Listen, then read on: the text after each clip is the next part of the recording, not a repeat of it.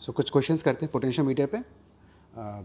First question ध्यान में रखेंगे कि यहाँ पे जो डायग्राम्स होते हैं थोड़े डरावने से लगते हैं, बट बहुत सिंपल से प्रिंसिपल होता है। आप दोनों प्रिंसिपल्स को ध्यान में रखोगे, आपसे क्वेश्चन आसानी से हो जाएगा। तो क्वेश्चन देखते हैं। A resistance of 4 ohm and a wire of length 5 metre and resistance 5 ohm are joined in series. 4 ohm और एक वायर है, this wire is A B, है ना, जनरली इसको ए वी लिखा जाता है। तो that is our potentiometer wire, है ना। आपको इनका इसका लेंथ और रेजिस्टेंस दे रखा है, इस रेजिस्टेंस का वैल्यू गिवन है। सेल से अटैच्ड है, 10 वोल्ट ईएमएफ है और 1 ओम उसका इंटरनल रेजिस्टेंस है। A parallel combination of 2 identical sales is balanced across 300 centimetre of the wire. मतलब ये जो नल पोजीशन है वो 300 सेंटीमीटर पे है। तो आपको बताना है दोनों सेल का ईएमएफ कितना होगा, है ना। तो हम लोग इस क्वेश्चन को तो सॉल्व करेंगे ही, साथ साथ कुछ और डिस्कशंस कर लेंगे जिस तरह से आप क्वेश्चंस बना सकते हो, और बहुत ही सिंपल क्वेश्चंस होते हैं इसमें।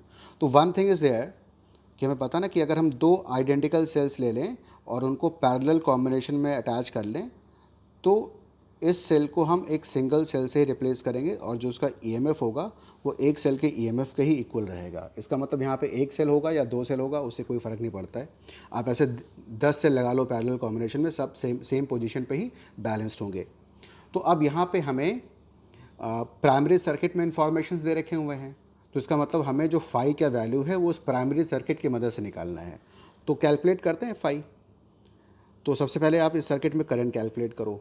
आपको क्या करना है, अभी सेकेंडरी सर्किट नहीं है, जब हम फाई कैलकुलेट करते हैं उस समय सेकेंडरी सर्किट को हम एकदम भूल जाएंगे, है ना। तो there is no secondary circuit, आपसे प्राइमरी सर्किट को एक इंडिपेंडेंट सर्किट मानते हुए फाई कैलकुलेट करो। तो करंट हो जाएगा total EMF that is 10 volt divided by net resistance. So this is 5 + 4 + 1, so current will be 1 ampere,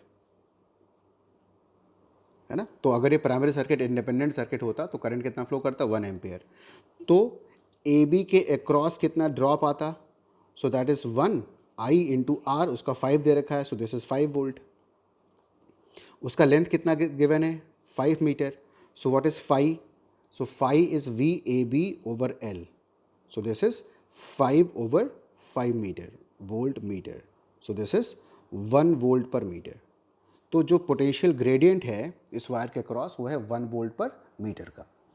अब जब इन सेल्स का पैरेलल कॉम्बिनेशन जिसका इक्विवेलेंट ईएमएफ भी ई होगा, जब वो बैलेंस्ड हो जाएगा अक्रॉस अ लेंथ, तो that will be equal to 5 into balancing length, say that is L, है ना।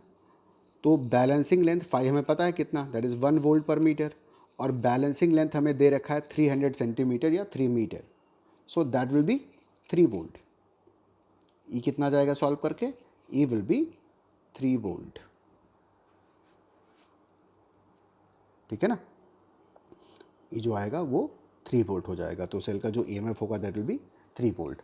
अब इसमें मैं बात कर रहा था वेरिएशंस की, तो आप उन वेरिएशंस को ऐसे देखो, जैसे मान लो कि मैं आपको एक सर्किट ऐसे दे दूँ। तो I am not drawing complete primary circuit, primary circuit वही है जो मैंने आपको दे रखा है इस प्रॉब्लम में, ठीक है ना। अब यहाँ पे अपने पास में एक सेकेंडरी सर्किट कुछ ऐसे है ना। इसको आप ट्राई करना और आप कमेंट सेक्शन में आप इसके आंसर भेज सकते हो मुझे।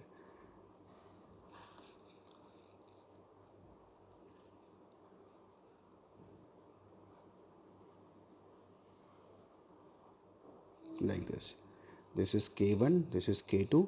मान लेते हैं कि ये है 4 volt and this is 2 ohm, this is 3 volt and 1 ohm, ठीक है।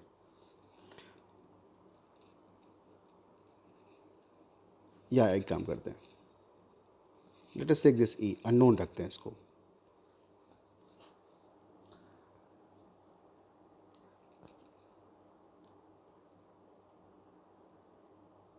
ओके।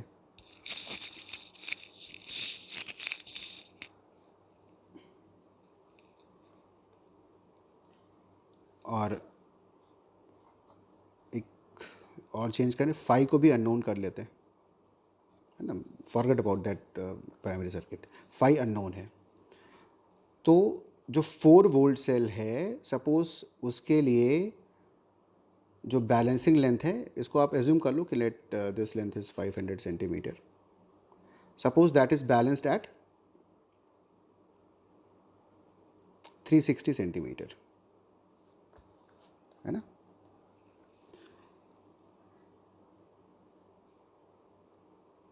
और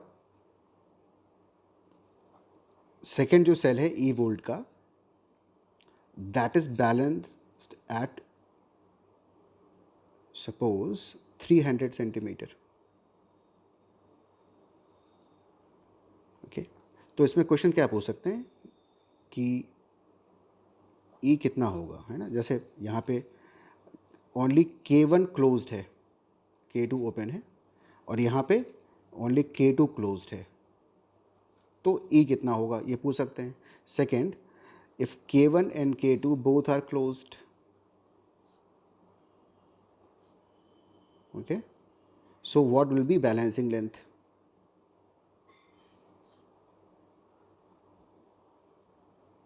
तो ऐसे बहुत सारे क्वेश्चंस आप खुद फ्रेम कर सकते हो, है ना। Framing takes a time, but you can frame questions of your own, okay. तो इस तरह से हम कुछ क्वेश्चंस कर सकते हैं इस पर।